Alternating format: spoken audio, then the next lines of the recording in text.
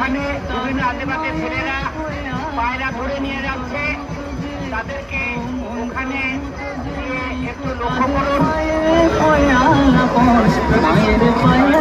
দূর দূরান্ত থেকে যে সমস্ত ভক্ত মায়েরা এসেছেন এই মহাকালী পূজা বক্সা কালী মন্দিরের উন্নয়ন কল্পে আপনার বন্ধন অনুরোধ এবং দান প্রদান করুন এবং আপনার সহযোগিতায় এই মন্দির এই উন্নয়ন কাজ এগিয়ে যাবে।